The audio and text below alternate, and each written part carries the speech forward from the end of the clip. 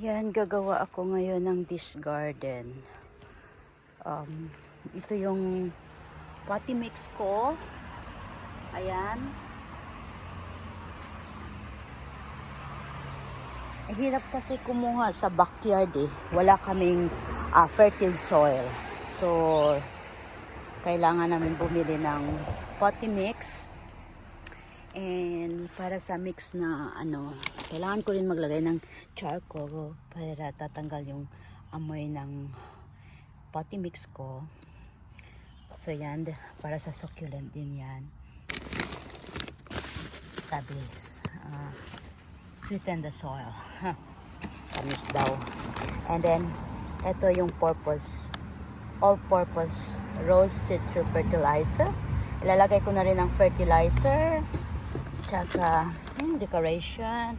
And ito rin yung perlite na naturally toxic environmental friendly materials. Yan. Mix for compost and garden soil, stimulate root growth. Yan. Ito na yon. So ngayon, dami kong mga plants dito. Yan, pipili ako kung anong plants ilalagay ko doon sa dish garden ko. So, ayan. Yan, magaganda yung mga succulent plants ko. See? A tower cactus. Ayan.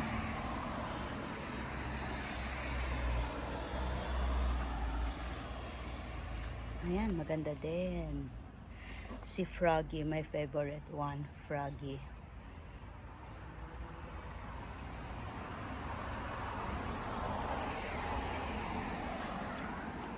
Dan, andun din.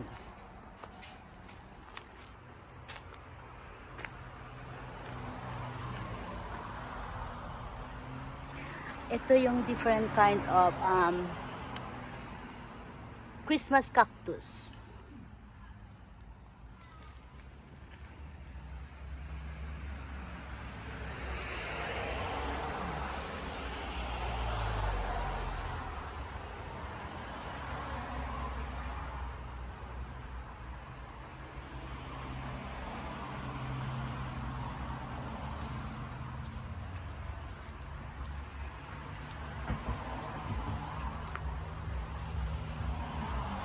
Ito, galing yan kay Carmen. Kasama ko sa work. Binigyan ako ng cactus. Ang ganda-ganda.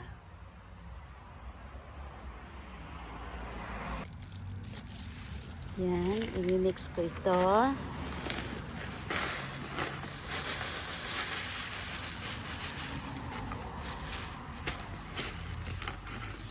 Para din daw tong drainage. Ito siya.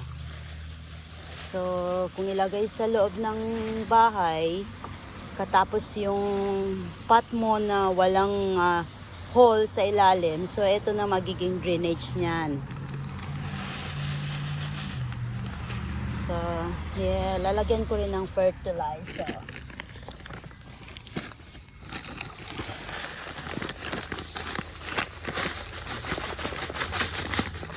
Yan, para maganda.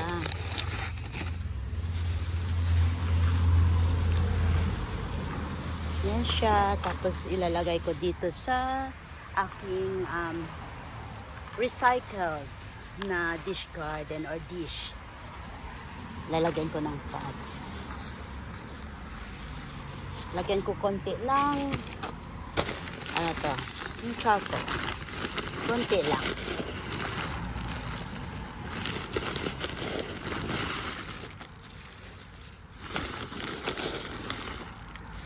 Ayan, hanap na.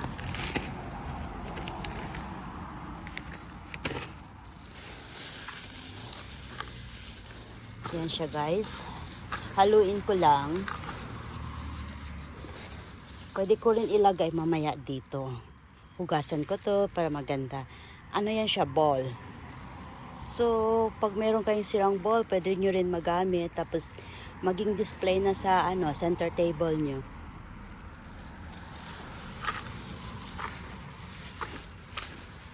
Ayan. matanggal lang ang amoy ng potty mix.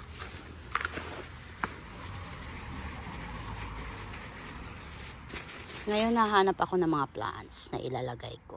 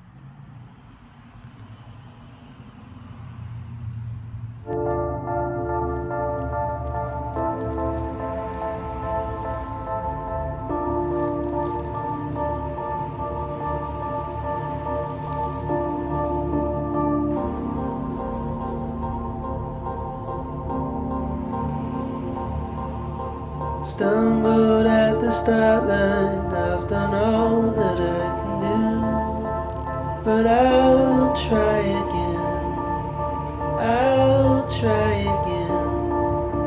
Stay on the straight and narrow, we'll meet up at the end. Cramped up on the inside at the thought of losing you, but I'll try again, I'll try again.